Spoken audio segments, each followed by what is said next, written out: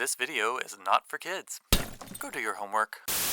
Hey everyone, so today's Q&A video was actually filmed a couple weeks ago, so a few things have changed since then. If you haven't heard already, I've opened a doll shop that you can find at johnnysdollshop.com. And I just really wanted to say thank you from the bottom of my heart to everyone that ordered something or retweeted or... does anybody tweet anymore? Why did I say that? But anybody that posted on Instagram or in other places to tell people about the shop, it means the absolute world to me to have the amount of support that I've gotten with this shop and all the things that I've been doing. It really isn't lost on me. I appreciate it so much. So I just again wanted to say thank you.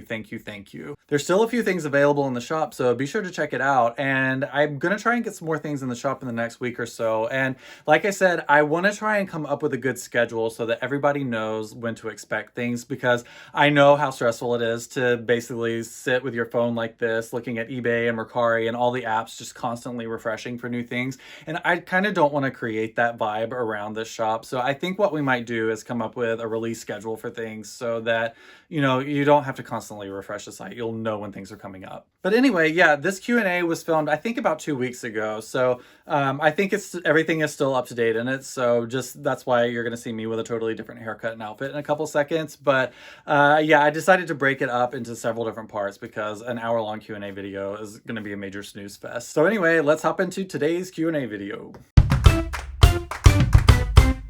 Which doll was your cheapest doll? That was Julie, or the one I call Jan Brady. So I paid $75 shipped for her. And at one point I thought I was going to sell her, but I think I'm going to keep her because every once in a while I think, oh, maybe I should get one of all the historical dolls. And I really like the Julie I got because she was in perfectly mint condition with a box. So for now I'm going to hang on to her. But yeah, I got her for 75 bucks, which is the cheapest doll in my entire collection. What's the most you've spent on one doll? So I spent, this will be shocking to some of you for like opposite reasons. Some of you will think this is so much money and some of you will think this was so cheap because it was such a good deal. But I spent $1,800 on my signed Samantha from November 1986. Let me show her to you. This is her right here. And as you can see, she's got Pleasant Rowland's signature. Are we in focus here? Yeah, so she's Samantha number 366, and she was signed, numbered, and dated all by Pleasant Rowland. So this is all her handwriting, and I think $1,800 was a really great deal for her. I got her about a year ago from another collector, and I think that's about what she paid for her. So she did me a solid and sold it to me for exactly what she paid. So I'm really grateful for that. And I love this doll so much. This is going to be kind of a long video, so I won't get into all the details about her, but I need to kind of put some tights and shoes and stuff on her. She looks a little weird right now, but I really do love this doll despite all that. So she's the one I spent the most on, even though she's like not even close to the most valuable doll in my collection. And if you want to know, the most valuable doll in my collection is actually probably worth about $4,000 at the current market value. So shh. What is the hardest item in your collection to obtain?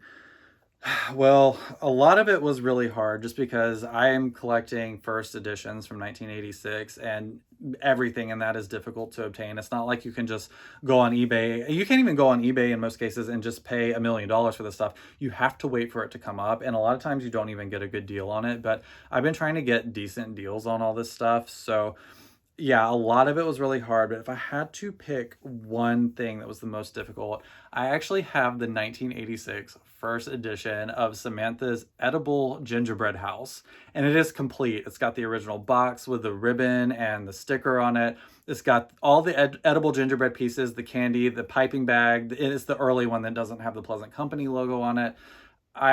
It's either up there or over there. I'm going to show it to you in a different video because it's so cool to have. And I am so grateful to the person that sold it to me because I think she had it for a while and I don't even think she really wanted to sell it when she did. So I think she reached out to me because she knew I had been looking for one and offered to sell it to me. And she gave me a good deal on it too. I even offered her more money for it than she basically said how much she wanted for it. And I offered her an extra $50 because I was so grateful that she sold it to me, because I thought if there was going to be any one item that I was never going to find for the entire collection, it was going to be Samantha's Gingerbread House from 1986. And she offered me the the opportunity to have it. And so I'm forever grateful for that, because now I feel like I have a complete Samantha collection. You know, had I not gotten the first year of that gingerbread house, it would have never really truly felt complete to me.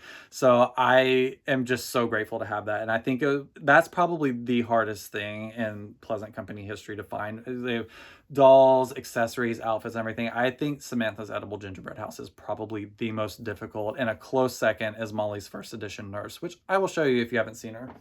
This is the first version of Molly's nurse. It's the one with the sleep eyes.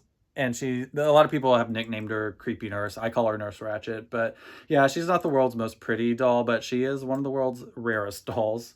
If you find one at market value, prepare to pay a fortune. I didn't get too bad of a deal on this one, actually. Do you have a cap number of how many Samantha, Molly, and Kirsten dolls you can have of each? That's actually a really great question, and I can tell that's somebody that's been paying attention to my channel, because you can see that I have a ton of Molly, Samantha, and Kirsten.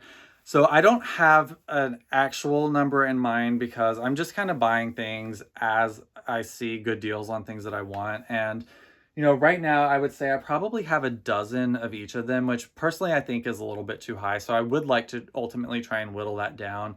And so even though I don't have a super specific number in mind, I think ultimately if I could get it down to 3 of each, I would really love to do that. But you know, I'm just at a point with my collecting now. If I buy something and like it, I keep it and don't necessarily sell something to replace it. Like if I buy an 86 Samantha, I don't automatically just sell another 86 Samantha. I might sell a different doll or something to pay for her. But yeah, right now I don't have an actual cap, but my ultimate goal as I continue to like collect is I would really like to get down to just 3 dolls of each character maximum. So like I want like a single digit sign number from September for each of those 3 dolls, and then maybe just like a couple special ones, like, you know, a Dreamer Molly, a Dreamer Kirsten, that kind of thing. So yeah, 3 of each would be ideal, but right now I'm at about a dozen of each, which is too many. I need to, you know, kind of let go of some of them. Do you re-wig a lot of your dolls? Actually, surprisingly, yes, because I have done so many rehabs. As a general rule, I don't like to re-wig dolls. I actually like to take their wigs and add additional wefts to them. So instead of like pulling the entire wig cap off and getting a new wig for the doll, I will generally, it depends on the condition of the wig. Sometimes they're cut so badly that you do have to re-wig them. So I have a couple that I basically just had to yank the wig off and put new ones on from dolls from like a similar era. But you know, I would say now 9 times out of 10, like if a doll has cut bangs, I generally am going to transplant new bangs onto her existing wig cap. So a lot of them have had hair work done to them. Not all of them. Again, I've been trying to, you know, improve my collection and get things that are more and more mint condition, but it's going to be largely dolls that I've added additional hair to their wigs, more so than taking their wigs off and putting new ones on. But yeah, I have a couple that have been rewigged. What's your favorite Samantha item? Oh, no question, her trunk. Like that is my absolute favorite item in all of Pleasant Company history is Samantha's trunk. And I think it's because I used to fantasize about getting those dolls. And to me, like if you had a trunk, that meant that you had the doll and enough stuff for that doll that you needed something to store it in. So I think there's an element to it too, but I just think it's such a beautiful piece. And again, you do not see toys that are made to that quality anymore these days. And you know, that's a piece that if I got rid of every single thing in my collection, I think the one thing I would keep is Samantha's trunk, because I mean, that just looks good as like home decor. It's a really, really nice item. I love that steamer trunk so much. So no question, that's my favorite Samantha item. In fact, it's my favorite American Girl item. What is your buying process? For example, when looking for a specific doll or item, do you set a maximum price? That's another thing I probably should make a separate video on, because I have a very particular way I do things, and that's how I've gotten so many good things and not spent like just an absolute insane amount of money on everything. But just to give like a brief, you know, set of examples is I try not to seek out specific items. I wait until those items become available at a good price, which is why it's so random. Like I don't have Kirsten's cats. Like I could go buy Kirsten's cats if I wanted to, but I have not found first editions for less than $50. And I would like to find them for like $35 shipped, which I think is doable, but it's not, you know, always going to happen. So That's what I would say is like in terms of my buying process. I have a list of everything that I want, but I don't buy it until it comes up for a good deal. And I've just been watching and been very, very patient. And that's, like I said, I got good deals on most of the stuff in my collection. And another way that I've done that, and I think this is common for a lot of collectors, is you don't see as many lots as you used to in like like the last few years. I would say I've seen fewer and fewer lots. I think a lot of people were cleaning their houses out like in 2020 for the few years after that, basically. But one of the things I was doing was actually buying large lots of things, and so I might spend let's just pick fake numbers. So like spend $100 on a lot of things, and those if you split all that stuff up, it's probably worth about $400 if you sold it all individually. So I would buy a lot of something, I would take the things out of the lot that I wanted to keep for myself, and then everything else I would split up and sell on like eBay or Facebook. And so I would end up making a profit on that, and so all of that money would just go back into my doll collection to buy more things, whether I was again buying more lots to flip things or buying things that I was just that a good deal came up on them, like I said before. So that's been kind of my process, is just waiting for good deals on the things that I want to pop up. Where do you find your dolls and accessories?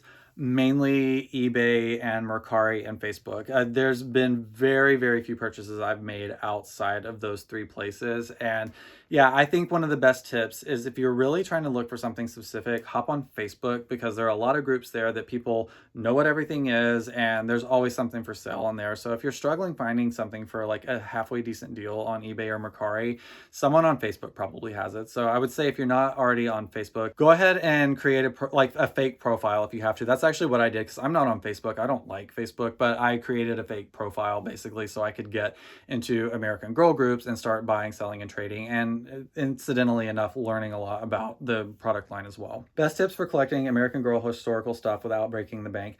Like I said before, just be patient and stalk eBay, Mercari, and Facebook. That's really my best advice, is just don't get so antsy and be like, I have to have Kirsten's lunch now, because you're going to go on like eBay and spend $75 on it. And if you can be patient, somebody will be cleaning their attic out and dumping stuff on Mercari, and they'll list it for $20 with shipping included, and you'll get it that way. So that's my best tip, is just be patient, have a list of everything you want, know roughly what it's worth, and don't pay any more for it than it's worth at market value. Like, I can't stress that enough, because prices go up and down, and if you change your mind or find out you got something that you wanted to get like a different version of it, it's hard to sell things if you pay too much for it. So just be really, really patient and like have a rough idea of what everything you want is worth, and just wait for a good deal to come up.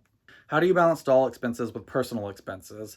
So my way of doing this actually is I had set a specific amount of money aside to spend on my collection when I first realized I wanted to get into this. So I'm not going to say what that number is, because it's a lot to some people and it's not that much to others. It's just, it feels kind of gauche to mention that. Maybe later, but for now, I don't want to say how much it is.